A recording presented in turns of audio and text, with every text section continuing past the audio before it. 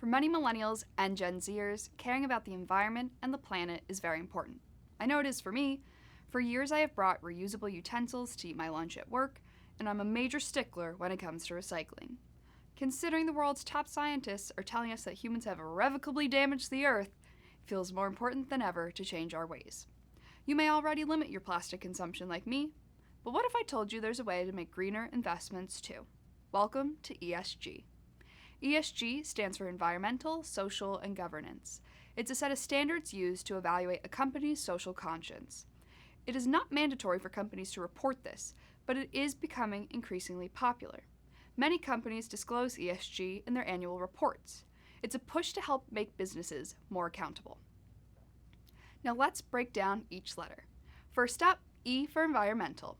This deals with climate change, carbon emissions, energy efficiency, and deforestation, to name a few. One public company that offsets their carbon emissions, Etsy.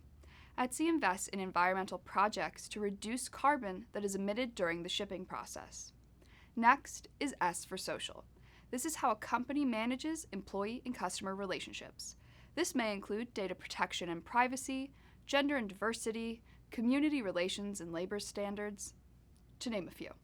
If we take a look at Disney, part of its social impact is giving to children's hospitals and partnering with the Make-A-Wish Foundation. And lastly, G for governance. These are the standards with which we measure how a company operates. This deals with board composition, bribery and corruption, executive compensation, political contributions, and so on. Perhaps board diversity is important to you. The percentage of corporate board members that are female has increased as investors push for more diverse boards. When evaluating a company's ESG, it's really up to investor discretion. Currently, there aren't specific metrics for comparing different businesses because companies comply in different ways. So it's up to you, the investor, to decide what company practices are most important to you. You can choose to match the money you invest with your values. Even investment firms follow ESG criteria. Some firms offer mutual funds or ETFs with ESG-compliant companies. I took a look at a few different ESG ETFs, and the top holdings in many of them included Microsoft, Apple, and Amazon. So do with that what you will.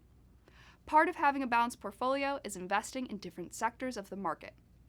For instance, if you're thinking of investing in the energy sector, it might be difficult to consider an oil company if you're looking for a greener future.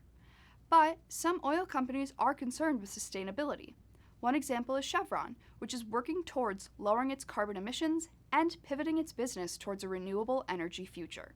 Since I make the effort to be more green in my own day-to-day life, I'm definitely going to hold future companies I invest in to the same standard. As an investor, you can make money while owning shares in a company that is following principles you believe are important. Thanks for learning this with me. Now you know your ESGs. I'm Caniglia, and I'm invested in your money.